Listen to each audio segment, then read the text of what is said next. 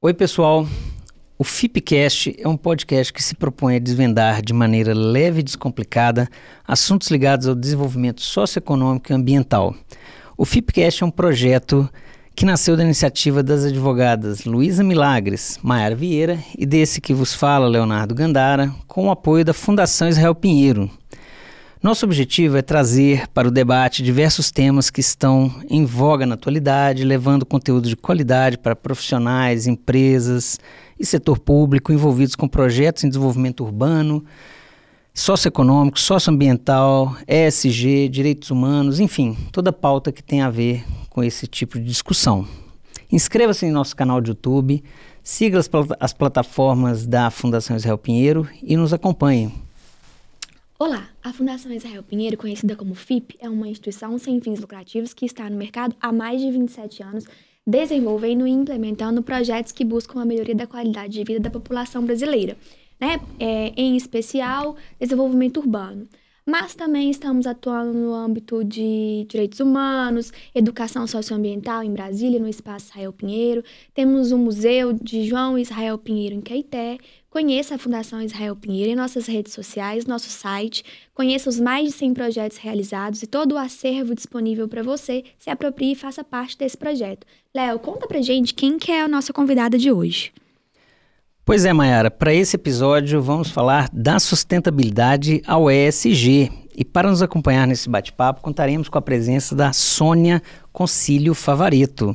A Sônia é SDG Pioneer pelo Pacto Global da ONU, conselheira de administração de empresas nos últimos 20 anos, com trabalhos relacionados à sustentabilidade, comunicação, RH, enfim, uma série de competências que a Sônia já traz para a gente e que pode ser vista inclusive no livro dela que está aqui, que a gente vai também disponibilizar no fim o nome, todos os dados, que é o livro Vivi para Ver, a história, as minhas histórias da sustentabilidade ao ESG. E além disso tudo, a Sônia mantém uma coluna no Valor Invest e quem tiver oportunidade, quem gostar desse assunto é interessante, inclusive tem um caderno especial que está saindo a partir dessa semana agora, teve um caderno gigante, super bacana de ESG, acho que é bacana a gente destacar isso também, que essa iniciativa que é muito legal. Sônia, primeiro, vamos começar assim, obrigado pela sua disponibilidade, por estar conosco no FIPcast, prestigiando essa nossa iniciativa. E assim, eu acho que é legal a gente começar falando da sua história de vida, né? Como é que foi a sua formação? Como é que você foi por esse caminho da sustentabilidade? Como é que você chegou nesse caminho que hoje a gente chama de ESG? Enfim, conta pra gente como é que foi formada a Sônia Favaretto. Obrigada. Antes de mais nada, estou muito feliz de estar aqui. Obrigada pelo convite, Léo, Maiara, Fundação Israel Pinheiro, FIPcast. É uma oportunidade muito bacana. Minha admiração ao trabalho que vocês fazem, um trabalho de longo prazo, um trabalho muito consistente, muito bonito na área social. Então, muito obrigada. Obrigada aí pelas palavras também. Então, eu sou jornalista, né? Sou jornalista, sou radialista também, então a minha formação toda vem de comunicação. E eu acabei entrando na área de sustentabilidade, não foi intencional, não foi assim, quero migrar para essa área. Quando a minha primeira experiência executiva foi no Bank Boston, né? Então lá eu era diretora de RH, de comunicação, e passei lá 8 anos, e um pouquinho antes do Boston ser vendido para o Itaú, eu assumi a Fundação Bank Boston. Então, eu fui ali a executiva responsável pelo investimento social privado, que era quando essas coisas estavam começando a acontecer no Brasil. Eu estou falando ali do começo dos anos 2000, mais ou menos. Não tinha nem a palavra sustentabilidade, não era uma coisa que se dizia muito. E as fundações, naquele momento, eram quem provocavam essas questões, né? As fundações estavam bastante atentas a essa agenda, claro, social, mas também ambiental.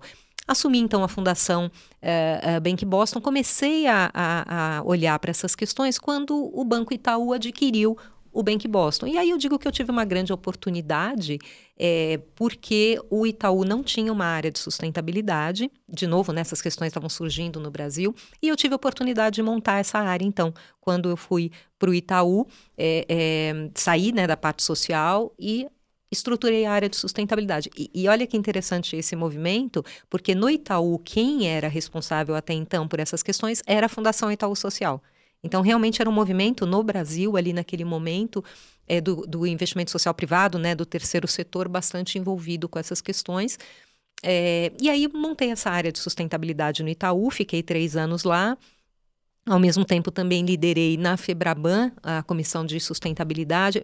Toda a minha experiência, né, Léo, é aí no setor financeiro e mercado de capitais. Então foi onde eu sigo, né, atuando nessa área. Aí fico ali no Itaú por 3 anos incríveis, né, onde a gente fez muito aí, estruturando, começando a trabalhar essas questões de crédito socioambiental no crédito, né, foi um momento onde essas questões estavam acontecendo, né, nas empresas. E depois do meu último ciclo executivo, né, encerrei esse ciclo no começo de 2020, eu fiquei por 10 anos na B3, na Bolsa Brasileira, onde também fui para montar a área, né, de sustentabilidade ali na Bolsa. Já tinha, claro, já existia o índice de sustentabilidade empresarial, mas não havia uma área estruturada. Fico ali, então, por 10 anos também presidindo o conselho do ISE. E aí uma coisa que você citou no começo, né, é que eu tenho muito orgulho e define um pouco quem eu sou, que é esse reconhecimento da ONU que eu recebi em 2016. A ONU foi o primeiro ano em que ela começou a reconhecer pessoas no mundo, 10 pessoas por ano, que trabalham pelo avanço dos ODS. E eu fui, então, da primeira turma, vamos dizer, de SDG Pioneer, os 10 primeiros em 2016. Então, eu digo assim que as questões de sustentabilidade, elas vieram muito porque, como por exemplo, eu atendi a Fundação Bank Boston como comunicação, depois assumi a fundação. Então, a comunicação meio que me levou.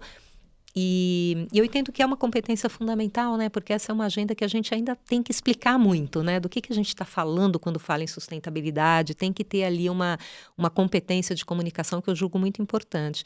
Então, eu digo que isso e é uma missão, né? Para mim, hoje é o meu trabalho, mas é o que me define, na verdade. Sônia, bom, você falou pra gente, né, que já está nessa área de sustentabilidade há muitos anos, mas essa palavrinha ESG, ela é mais recente, né, e que as grandes empresas têm se preocupado em incluir isso na agenda de governança.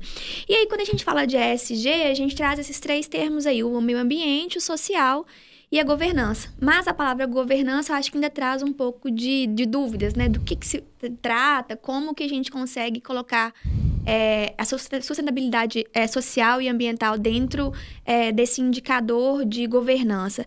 Como que você enxerga isso? Como que a governança pode ajudar, né, nesse trabalho de desenvolvimento socioambiental e socioeconômico para o Brasil? Ótima pergunta, porque no fim a governança é a base, né? A governança é a forma como a gente opera. Como é que eu tomo decisões? Eu tenho comitês, eu tenho conselhos, eu monto área, em que nível da organização essas questões são tratadas, que transparência eu dou a ela. Então a governança, na verdade, é o como, né? Eu costumo dizer que realmente está na base desse tripé que a gente chama, do econômico, do social e da governança, é parte, mas também é base. Agora, é muito interessante, né, Mayara, quando você traz essa questão do ESG, porque eu costumo dizer, eu brinco que hoje é a sigla mais famosa das galáxias, né, o ESG.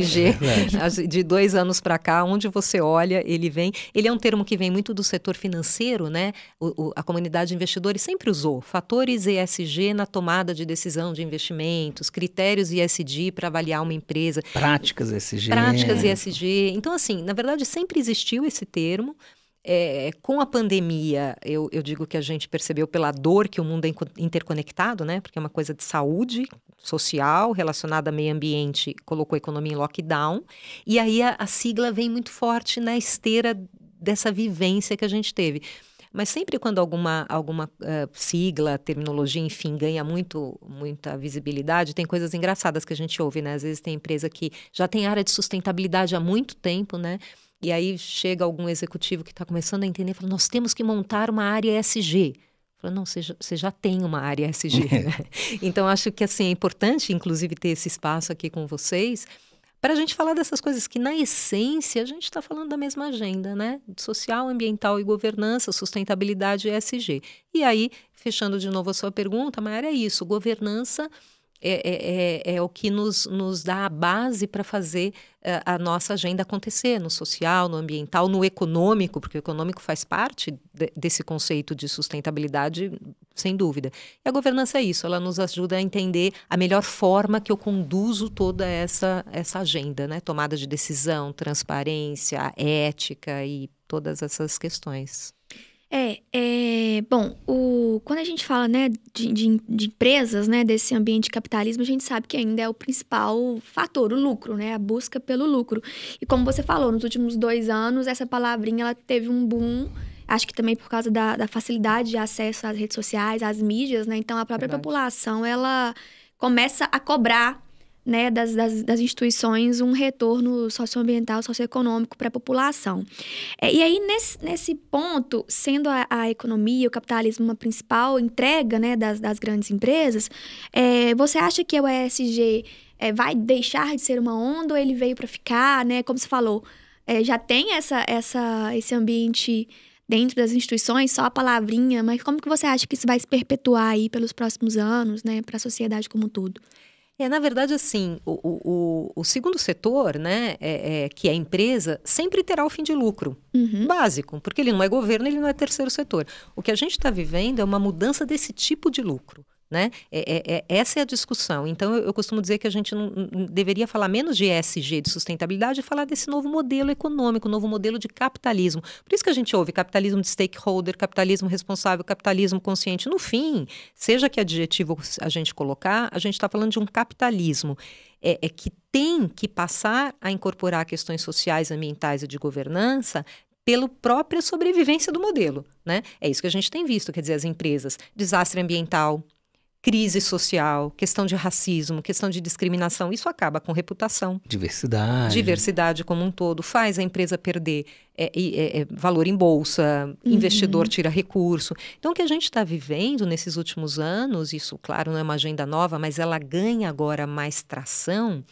Por quê? Porque risco se materializa, como a gente falou, uma crise ambiental, um desastre ambiental que faz a empresa perder dinheiro em bolsa. Pô, pera lá, eu preciso começar a olhar para essas questões, senão o meu negócio vai ser afetado.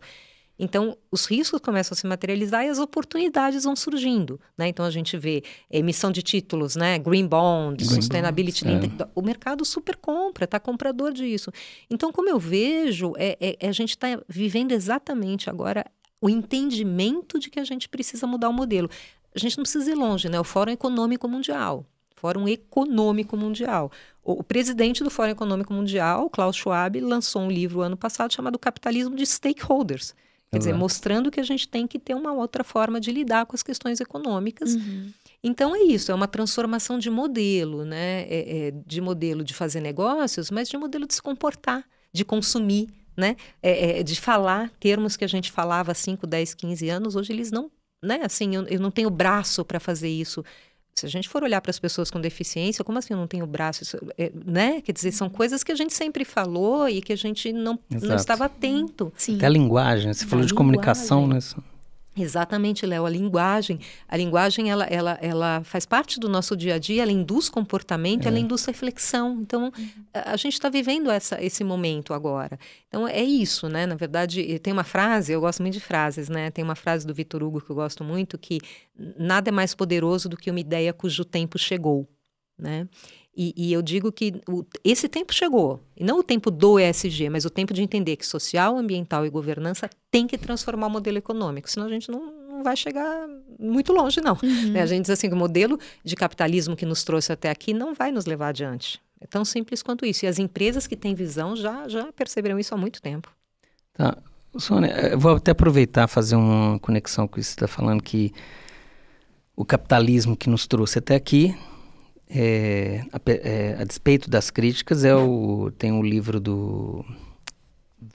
daquele psicólogo de Harvard, que é Os Anjos Bons da Nossa Natureza, né, que é o que superou a maior fase digamos assim, nos últimos 200 anos, foi o que conseguiu reduzir miséria, né, reduzir mortalidade, enfim, mal ou bem, foi esse sistema. Mas é legal, você falou, olha, mas não é esse que vai nos levar daqui para frente. Eles nos trouxe até um ponto, exato, mas não nos levará para daqui para frente. Exato.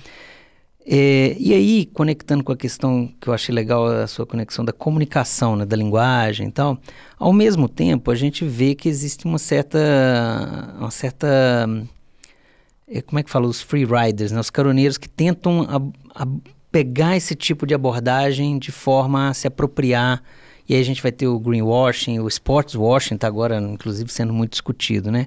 Como é que a gente impede esse processo? Eu não sei se impede é uma palavra boa, mas assim, como é que a gente consegue tratar essas manifestações meio que marginais, né, vamos chamar assim, à margem desse processo da ESG? Uma ótima pergunta, Léo. Só fazer uma consideração antes do capitalismo, né? Me marcou muito, o Financial Times fez uma campanha de marca em 2019, um pouquinho antes da pandemia, fazendo justamente uma análise da questão do capitalismo é uma campanha institucional do Financial Times, Time for a Reset, quer dizer, é hora de redefinir. E eles trazem muito isso, essa questão do quanto esse modelo capitalista liberal trouxe prosperidade, né, trouxe avanços inegáveis, mas não é mais suficiente. Então, acho que quem se interessar, né, quem estiver ouvindo a gente, tem muita referência interessante para olhar essas questões desse novo capitalismo, né, que não é negar, é um modelo vencedor, mas é um modelo que precisa evoluir, né? É isso que a gente está falando. E aí, essa sua pergunta é muito, muito, muito importante e sempre gera muito debate, né, o tal do greenwashing e tal. Eu escrevi um artigo para o Valor, que saiu lá em 2020 até, um pouquinho antes da pandemia, que é greenwashing, porque estamos falando disso de novo. Porque quando eu era head lá do Itaú, isso no começo, né, dos anos 2000, como eu disse, veio muito forte esse termo. Greenwashing, a gente ouviu lá atrás. E, na verdade, ali era um momento que estava todo mundo tentando entender, né? Ninguém sabia muito bem o que era sustentabilidade. Ali eu até entendo que havia mais, não greenwashing por assim, vou fazer para mentir, mas havia tipo um deliberado, não era deliberado, era um desconhecimento, todo mundo queria pegar um pouco de carona nisso e eu acho que tá tudo bem com isso também, sabe? Não... Agora, hoje, como é que eu vejo e conecta com uma coisa que a Mayara falou? As redes sociais não perdoam. Então, hoje a gente tem um controle social, até ampliando, não são só as redes sociais, o controle social que a gente tem sobre qualquer coisa que é dita ou praticada é instantâneo, né? A gente viu quantas empresas no início da pandemia que derraparam ali, né? E foram rapidamente ou canceladas ou, né, foram duramente criticadas. Então, eu acho que hoje a gente tem um estado de mundo diferente daquele dos anos 2000, com muito mais rapidez de informação, com muito mais criticidade. Hoje a gente é muito mais crítico, né? Hoje a gente percebe que esse mundo evoluiu e precisa evoluir mais. Então, assim, como perceber isso? Primeiro, assim, está tudo público. Né? Você viu uma empresa falar uma coisa, será que isso é verdade mesmo? Deixa eu entrar no site da empresa, deixa eu ler o relatório da empresa, deixa eu ver o que o CEO da empresa falou num evento público. Tem muita informação à disposição para a gente formar a nossa opinião e pressionar, né? Por boas práticas e pressionar realmente por uma agenda verdadeira. Agora, como quem atua, né, há quase 2 décadas nessa agenda, as motivações vão ser diferentes, né? Algumas empresas vão e já estão adotando porque entendem a estratégia, percebem que é uma questão de inovação, de diferencial, de competitividade, trazem isso para o seu planejamento estratégico, muitos exemplos. Outras não entendem muito bem, mas falam, olha, quer saber, eu não posso perder essa onda, que é um pouco do que você falou, Léo, não posso perder essa onda. Outros vão vir porque entendem que é o que o mundo precisa. Eu tenho uma frase que eu falo que a gente faz essa agenda acontecer pelo amor, pela dor ou pela inteligência. Então, o amor é isso, é a convicção de um líder que fala isso tem que acontecer, é o que o mundo precisa. A dor é a perda, né? Financeira, de reputação, de imagem, por uma crise ambiental, social. Então, a empresa nem acredita muito naquilo, alguém toma conta. Ou a inteligência, que é a visão. Então, para mim... E até de perenidade, talvez não. De perenidade, de antecipação a movimentos, né? Porque é isso que se espera de um líder, né? Quer dizer, é para lá que o mundo vai, então eu vou me antecipar. Então, acho que venha por onde vir. Se eu digo assim, venha, né? Porque a gente precisa realmente transformar esse modelo e o entendimento não é linear. Nem todo mundo vai entender a mesma coisa ao mesmo tempo e da mesma forma, né? E é isso, eu acho que a gente tem que ser crítico e tem que, né, pressionar e buscar informação. Sônia, só para aproveitar aqui, eu até anotei aqui o livro do Klaus Schwab, que depois até para a gente colocar como uma lista de sugestões, vamos dizer assim, de leitura, né, para os nossos seguidores. Bacana. Mas, obviamente, não é para você fazer uma resenha, mas o que seria, então, esse capitalismo de stakeholders? Olha, stakeholders são públicos, né? Então, quando a gente vem... Legal, se a gente voltar no modelo puramente econômico-financeiro, qual era a lógica ali? O público principal é o shareholder, o acionista. Então, eu existo... É o dono da empresa. Eu existo para dar retorno para o acionista. Não importa muitos outros públicos. O que a gente foi percebendo ao longo, né, dessas décadas, claro, o acionista é fundamental. Ele é o dono da empresa, ele está ali para ter esse retorno. Isso é legítimo. Só que não basta. Eu tenho comunidade onde eu estou inserida, as minhas operações impactam as pessoas, impactam a cidade onde eu estou, impactam o meio ambiente, eu tenho uma sociedade civil organizada com a qual eu tenho que me relacionar, eu tenho fornecedores, eu tenho responsabilidade com esses fornecedores em desenvolvê-los, em estimular boas práticas, os meus clientes, por óbvio, funcionários, né? Quer dizer, o meu público interno. Então, o capitalismo de stakeholders, na verdade, é um capitalismo que explica que a gente tem que olhar para todas essas demandas e para todos esses públicos, né? Eu preciso, ao conduzir o meu negócio, ao desenhar a minha estratégia, entender quais são os anseios, como eu impacto e posso ser impactado por todos esses públicos, né? Então, acaba sendo um termo muito específico, o capitalismo de stakeholders, mas se a gente amplia essa lógica e usa esses outros, capitalismo consciente, capitalismo responsável, na prática é um capitalismo que entenda que questões sociais, ambientais e de governança são fundamentais para o seu modelo econômico. Volta no início da nossa conversa, né? E é isso que o Klaus Schwab traz no livro dele, quer dizer, como é que a gente promove esse novo capitalismo, quais são boas práticas para isso. E tem um outro livro muito na mesma linha, tem 2 livros que eu também acho bacana sugerir. Tem um que chama Values, e aí o S entre parênteses é uma brincadeira com valores, né, que é do Mark Carney, que foi presidente do Banco Central inglês e do Banco Central canadense. Hoje ele é um enviado para Ação Climática e Finanças da ONU. Ele lançou esse livro na mesma época do Klaus Schwab, a gente está falando de 2021, ano passado, propondo uma sociedade que olhe para outros valores, além do econômico financeiro, que promova prosperidade, sim, mas também que promova justiça, que promova respeito ao meio ambiente. Então, esse outro livro vai na mesma linha. E um terceiro livro que eu também sempre indico é do John Elkington.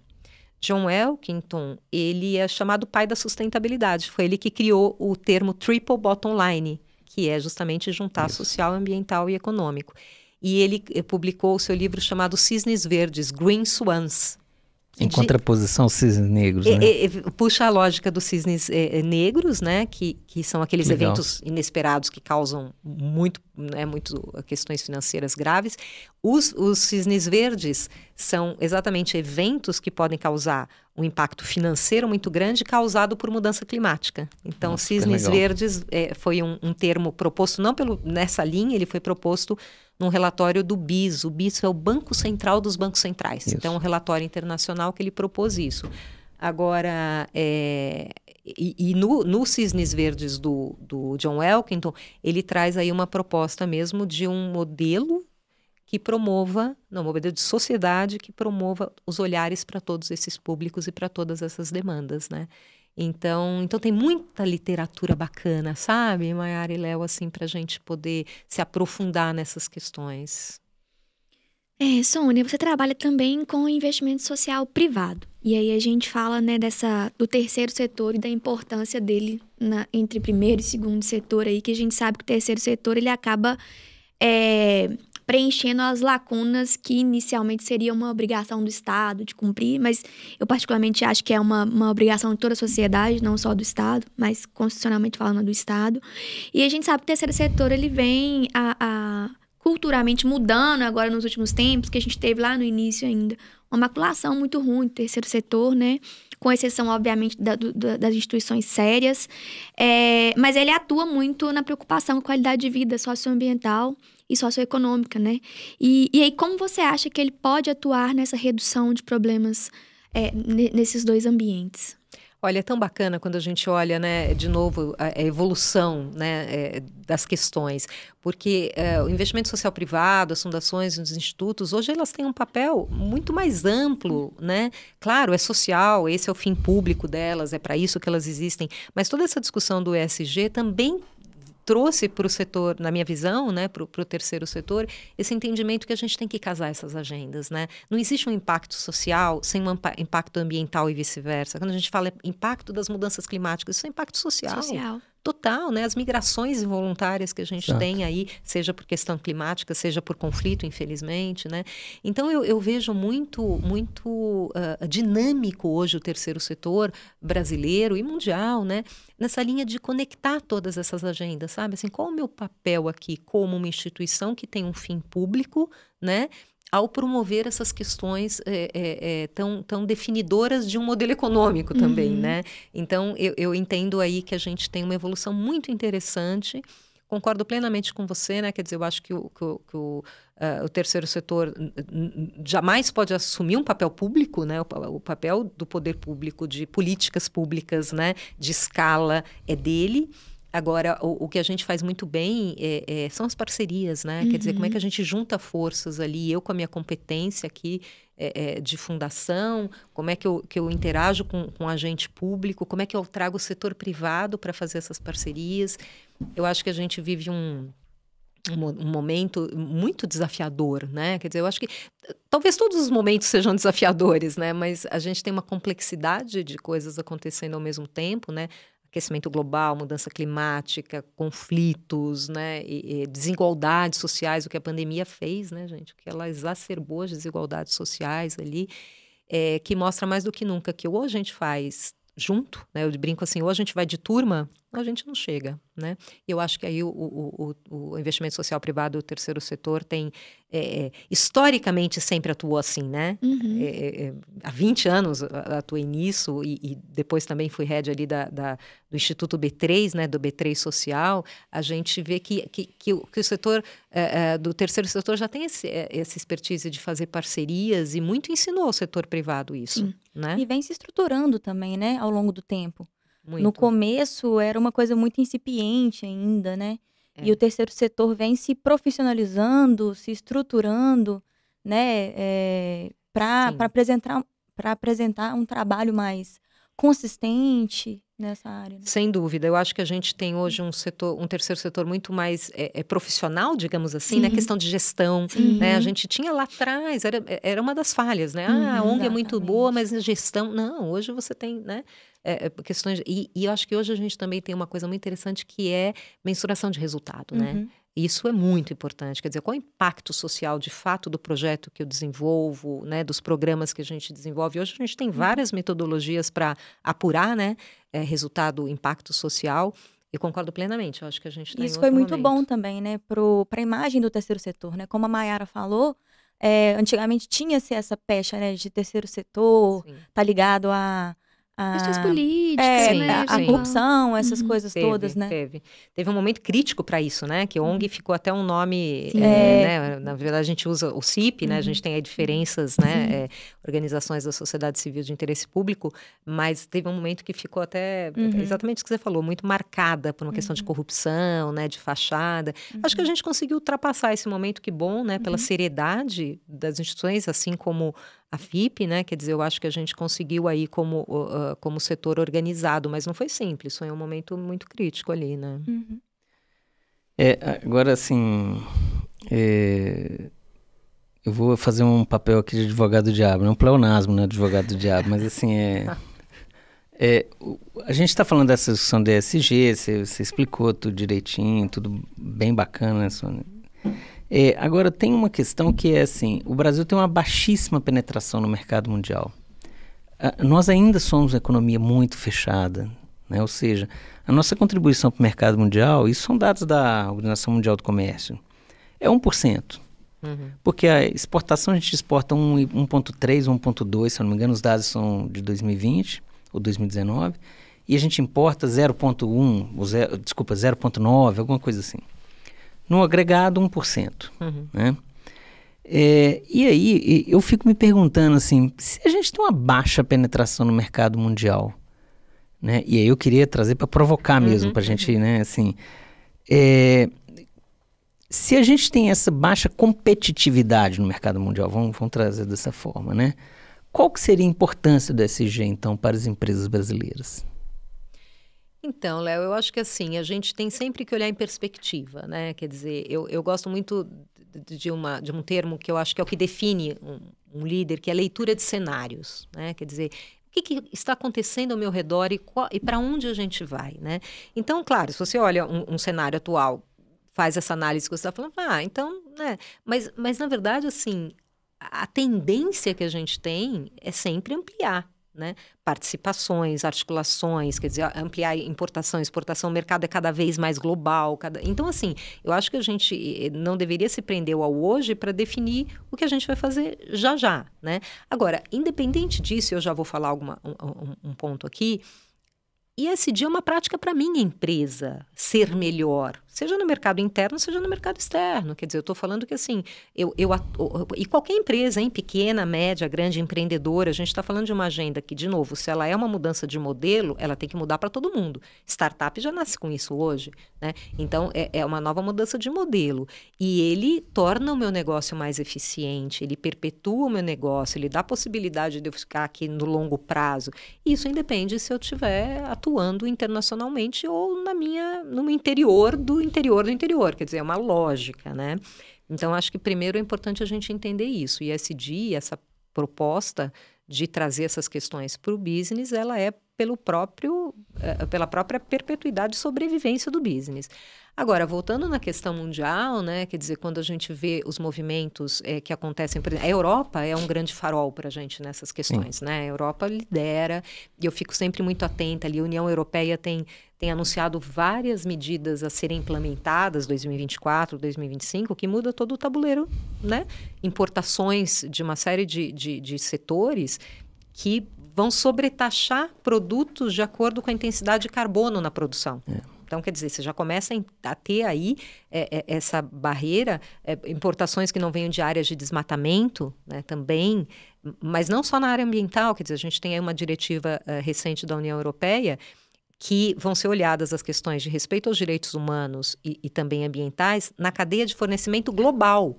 Então, uma empresa sediada na União Europeia vai olhar isso para todos os seus fornecedores no mundo, né, olhando a cadeia.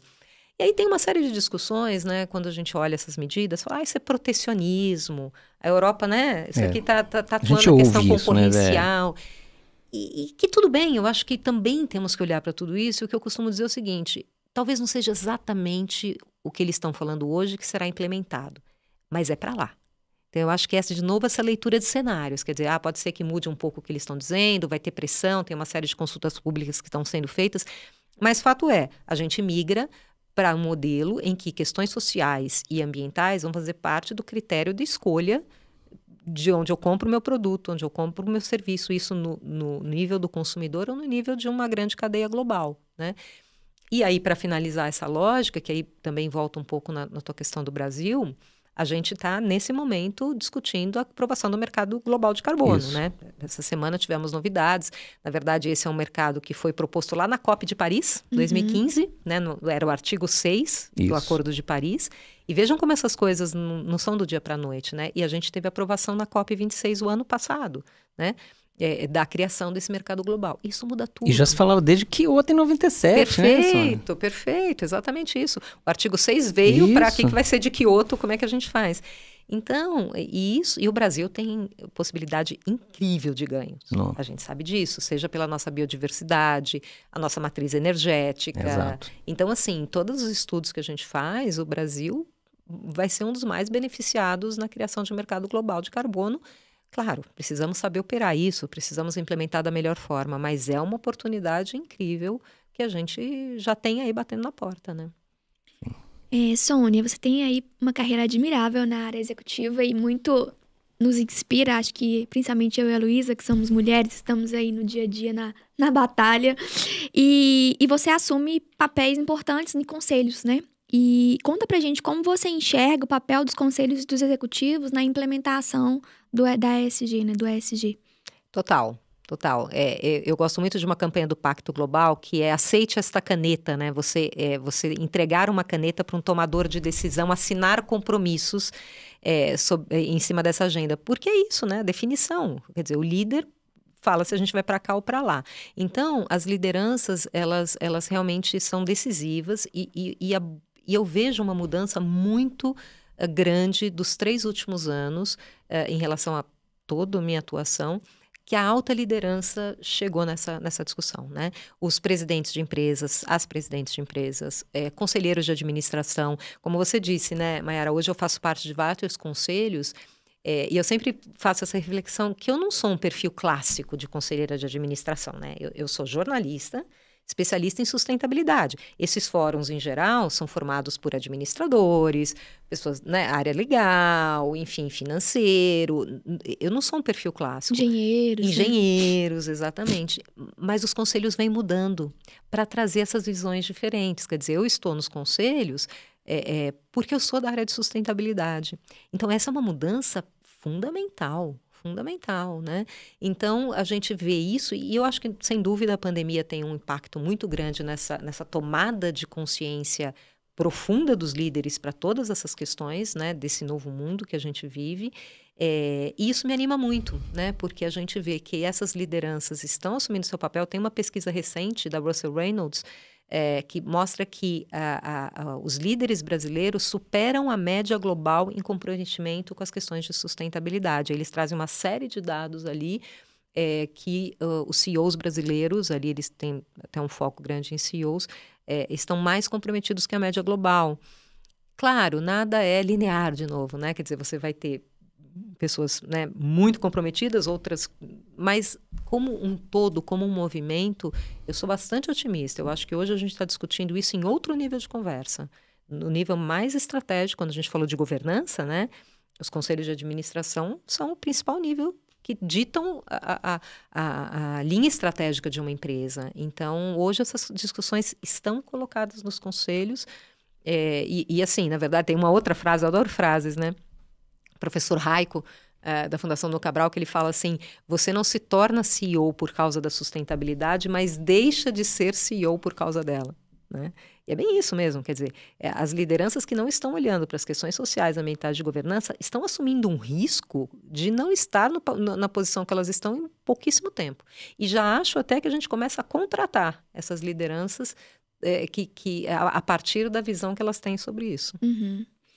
E aí, continuando nesse tema de governança, Sônia, eu queria falar um pouquinho sobre inclusão, né? Então, a gente tem muitos debates do papel da mulher nessa área executiva de liderança, e a gente sabe o Brasil ainda é um país que tem uma mentalidade patriarcal para algumas questões. A gente vem avançando, mas acho que ainda a largos passos ainda. Gostaria que fosse mais avançado. E também é regional, né? Determinadas regiões têm isso mais aflorado ou não. E aí, quando a gente tenta equilibrar esse espaço, né? Existem alguns países, como a Noruega, que determinou uma percentagem de liderança feminina nos seus conselhos, mas no Brasil isso não existe. Tem projetos que discutem isso. Mas como que você entende essa importância de ter ser multidisciplinar os conselhos e o papel da mulher, né, nessa tomada de decisões, mais espaço no mercado? Eu acho que assim, se a gente fala que a sociedade é plural, né, a sociedade é formada por mulher, por jovem, por negros, quer dizer, enfim, a gente tem uma sociedade plural e essa sociedade tem que estar representada nos conselhos, Sim. né? Se os conselhos tomam uma decisão, indicam caminhos, o mais que ele considere diferentes opiniões, formações, pontos de vista, melhor ele vai estar equipado para isso, né? Então, a gente já discute, talvez nos últimos 3, 4 anos, a diversidade em conselhos, que é maravilhoso isso, né? De novo, até como exemplo, vejo isso acontecer nos conselhos que eu estou. Então, primeiro, como premissa, é fundamental, quer dizer, não dá para tomar a decisão, por exemplo, todos homens brancos, né? Sim. Quer dizer, Isso. vão pensar todos como homens brancos. Homens Vai brancos, além do heterossexuais sexo, e acima de 50 anos. Pronto, quer dizer, você vai ter Vai além sempre a do mesma gênero, solução. né? Exatamente. Então, primeiro isso. E a questão da mulher, né? É muito bacana a gente perceber também o histórico disso tudo, né? Sim. Olha aqui vocês, né? Que linda essa nova geração, né? Luísa, Maiara aqui. E eu acho que a nova geração também já vem com uma lógica, até mais novas mesmo. Eu tenho um exemplo que eu, uma vez eu estava almoçando, já faz alguns anos, né? Com as estagiárias da minha equipe, eram todas mulheres e tinham algumas mulheres da minha faixa etária também. E a gente estava falando disso, empoderamento feminino, igualdade de oportunidades. Elas olharam pra gente e falaram assim, igualdade de oportunidades? Mas é claro que ele é igual a mim, eu sou igual a ele. Eu não estou entendendo o que vocês estão falando. Então tem uma questão geracional, que as novas gerações, eu digo que vem com o chip da sustentabilidade. Já estão vindo com isso embutido, É né? óbvio. Como Sim, assim? sim. Que de igualdade? Por que eu tenho que lutar por uma coisa que é óbvia que eu tenha, né? Mas a gente tem essa construção, quer dizer, a gente tem várias realidades que convivem ao mesmo tempo. E tem um fato estarrecedor que a pandemia, segundo um relatório da ONU de Gender Gap, a pandemia atrasou em uma geração o tempo. Você viu isso? Que a gente vai alcançar a igualdade econômica entre gêneros. Gente, uma geração já era longe, eram 99 anos, talvez eu engane e foi para 156. Então, assim, a gente tem que correr muito. Eu acho que quando a gente fala aí focando na tua pergunta, Mayara, gêneros, a gente tem formas diferentes de olhar, né? E isso é muito rico, né? Eu acho que esse mix, quando a gente volta de novo para a sala dos conselhos, faz uma diferença absurda. Sônia, como você enxerga a questão da obrigatoriedade? Por exemplo, a gente sabe que existem alguns países, por exemplo, que já tiveram essas experiências de colocar uma obrigatoriedade de composição dos conselhos, né? Tantos por cento por mulheres. Você acha que isso funciona? Que funcionaria no Brasil, por exemplo? Então, o fim da sua pergunta eu acho que já indica a resposta, né? Eu acho que não existe uma regra única para todos os lugares, depende muito da questão cultural, regional. Eu acho que toda regra, ela é boa quando ela vem com uma certa maturidade, em que você olha para aquilo e fala, faz todo sentido isso aqui, a gente já tem um caminho, e aí ela avança nesse caminho, né? Mas eu acho que, por exemplo, lá nos Estados Unidos, a gente tem todas as empresas listadas na Nasdaq, que é a segunda maior bolsa dos Estados Unidos e do mundo. Foi aprovado isso no final do ano passado pelo regulador americano. Elas são obrigadas a terem 2 membros diversos no seu conselho de administração.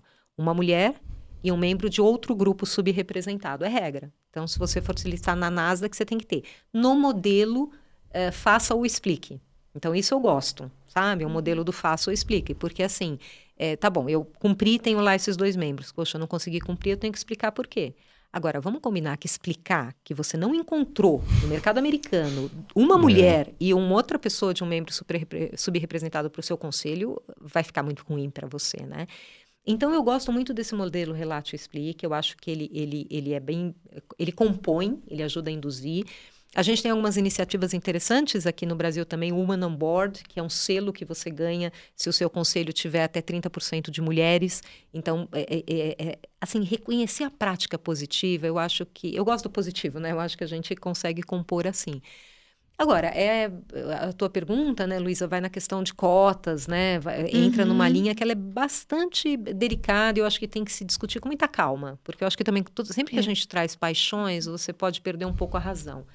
Eu acho que há momentos em que essas questões de obrigatoriedade podem fazer avançar uma agenda. Há momentos em que ela pode ser um tiro no pé, porque aí vai se fazer para cumprir, mas faço, mas não faço muito.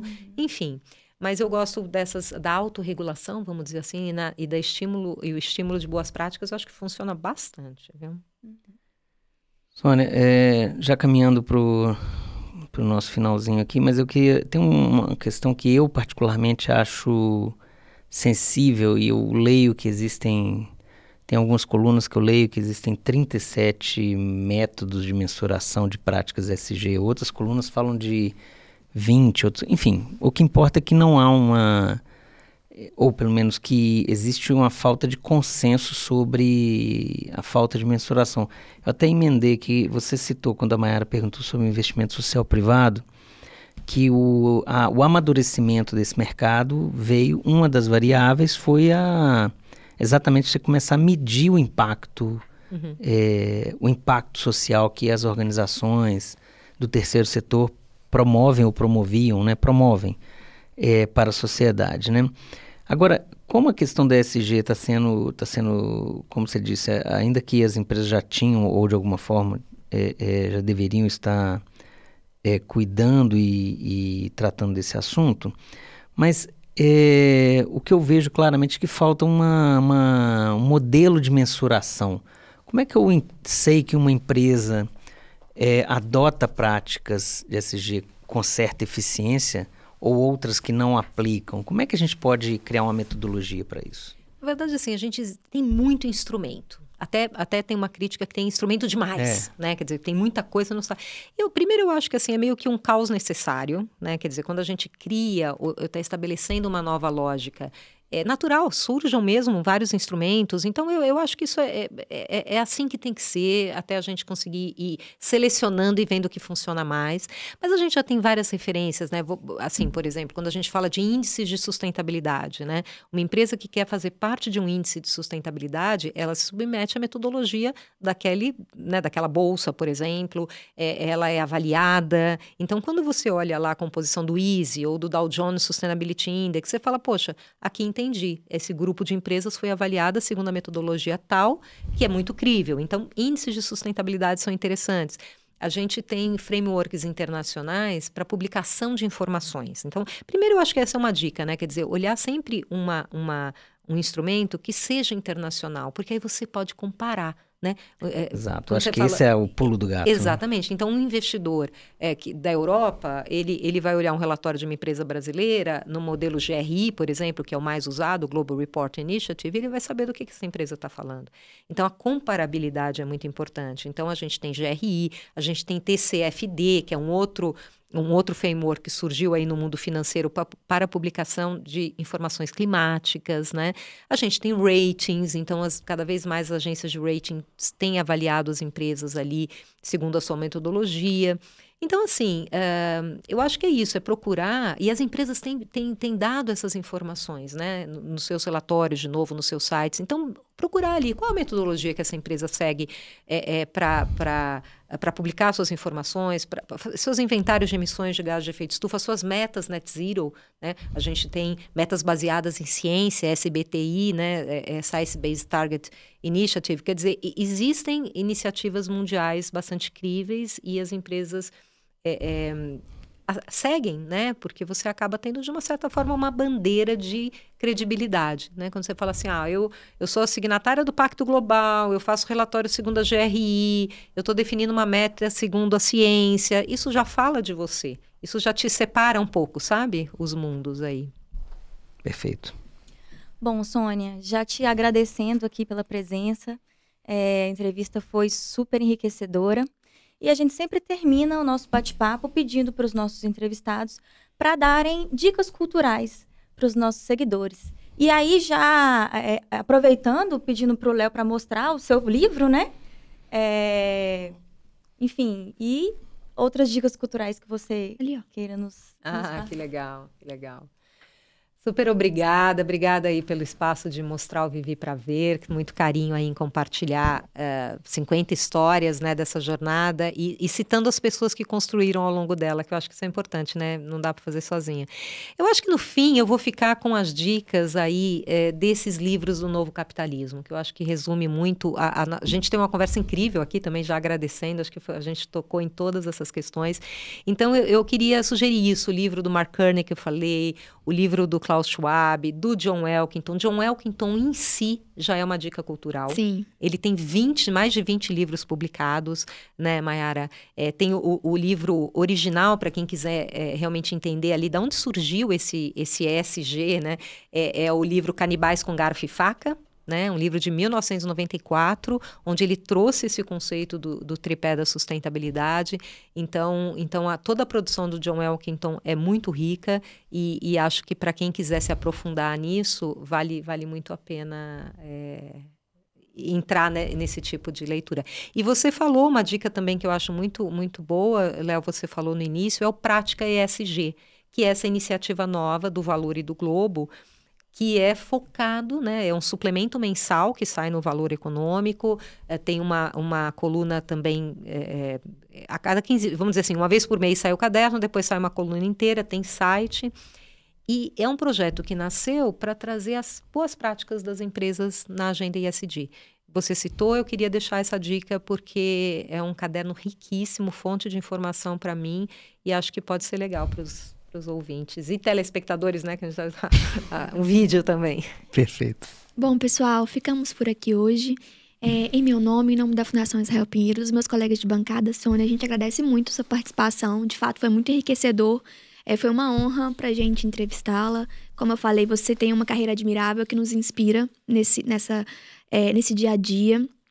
E conheça a Fundação Israel Pinheiro, conheça os nossos projetos no site. nosso Instagram, o site, o nosso canal no YouTube. E passo a palavra, então, para a Sônia para a gente fechar o nosso episódio de hoje. Eu só tenho a agradecer, eu adorei estar com vocês. Acho que a gente tocou em tudo que é importante, né, nessa agenda hoje. Parabéns de novo pelo trabalho na Fundação e no FIPcast também. E eu vou deixar uma frase final aqui, que eu acho que, assim, que é do professor Celso Leme, da COPEAD do Rio. Ele diz assim: não há um futuro esperando por nós, há um futuro a ser construído. Então, que a gente siga construindo esse futuro. Eu digo que a gente está mais perto do que longe de fazer essa mudança de modelo. Gratidão aí pelo espaço, pelo carinho. Obrigada. Obrigado.